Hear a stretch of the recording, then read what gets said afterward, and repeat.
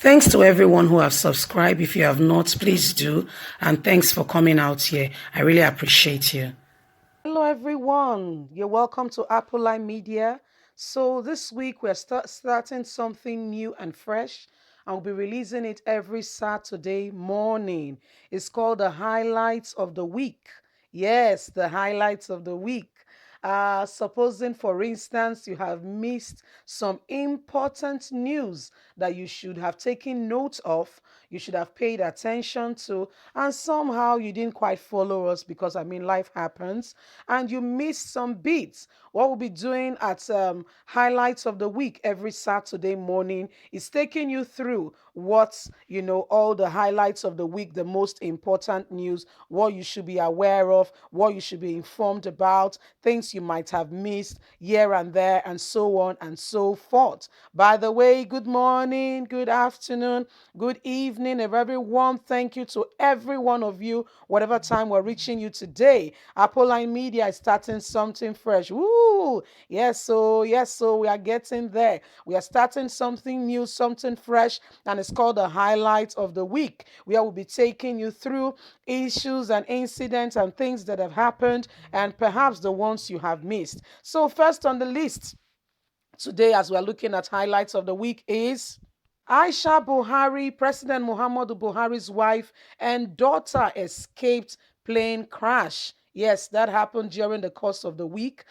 They went to the UAE and were returning, and God saved them. Apparently, is the in-law, the in-law to be of Buhari that has the plane that they were in. And guess what? Nigerians were very upset, not because of the accidents and all that, but for the fact that you said the country is in lockdown, yet your wife and children have the privilege of traveling as at when will, while others are stuck even when they need desperate medical attention. Well, that's that for that. It is what it is. Yes, it's our country, we all know.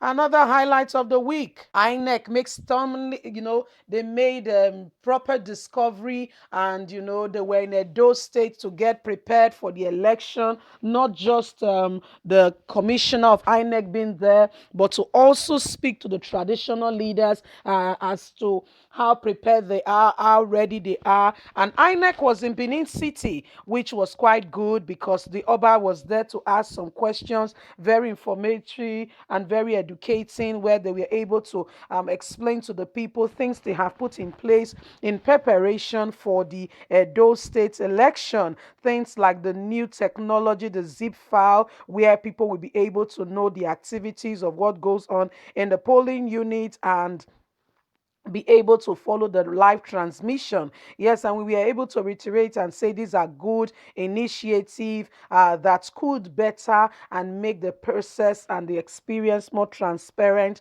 and conducted fairly. Yeah, these are some of the highlights. Another highlight of the week was the governorship candidates of the People Democratic Party and APC were all over the news as their campaign trail continued to go from ward to ward, and they were getting different endorsements as well as people moving from one party to the other. In Nigeria, we've not yet defined our democracy so much so that people are able to articulately say this is what these are the foundation and the belief of APC or PDP as it is in more advanced country like in America and the United State, like the United Kingdom, where we have like the Democrats and the Republicans, and we know that they have two different ideologies where the Democrats believe in a certain kind of way leadership should be. Democrats believe in another way. So if any of them is in power, you know what to expect from that administration.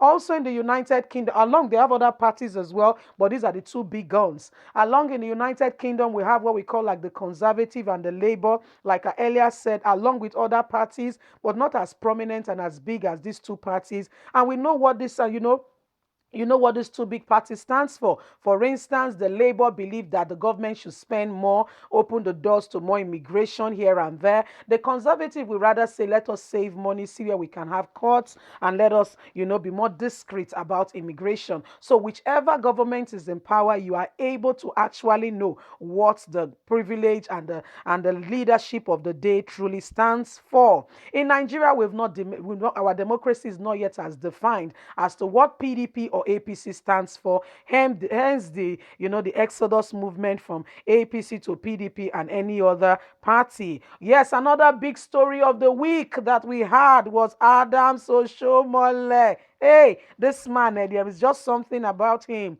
Yes, so he has a different blood and is a blue blood.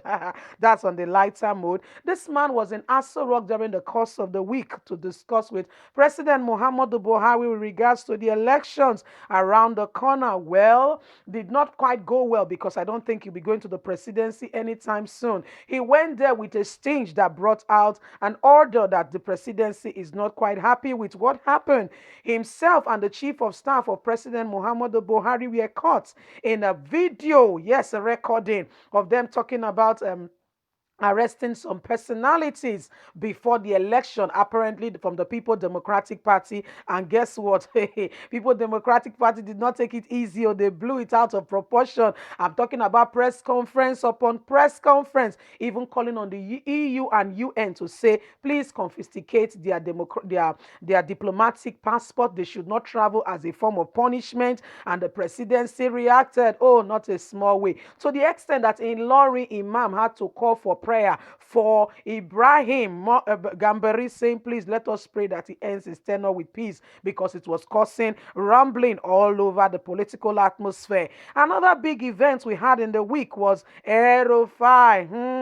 Erufai. That is the Kaduna state governor, whom genocide has been going on in his state for years and apparently has done nothing. He continues with business as usual, where his white agbada and goes to the presidential villa and does things as though nothing is happening, because it has not come to his doorstep. He does not understand the aggravation of the people, especially from the southern Kaduna area.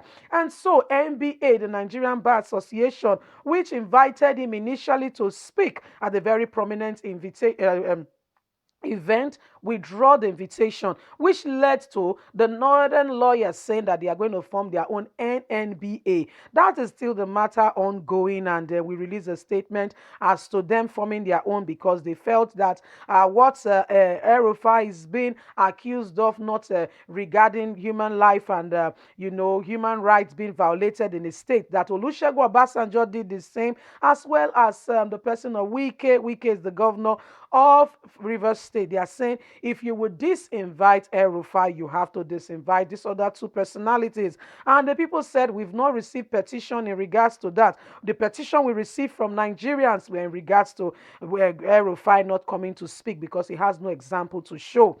Well, that is what happened. Another very prominent one. This might be the last one for this week. And next week, please be expectant to get more highlights from Apple Line Media. Was the Oba of Benin? Yes, a father who called on INEC and all persons and is inviting all the governorship candidates to speak to them one-on-one, to shun violence and to embrace peace, and to know first of all that they are brothers and that this election should be free and fair. Well, my people, what do you think? I would like you to leave us a comment with regards to the highlights of the week. What do you think? Do you think it's a good idea? Leave us a comment. Don't forget to like us, to share, to subscribe. Click on the notification button. God bless you. Have a fantastic day. Let's know your experience with the highlights of the week. For us, it's bye for now.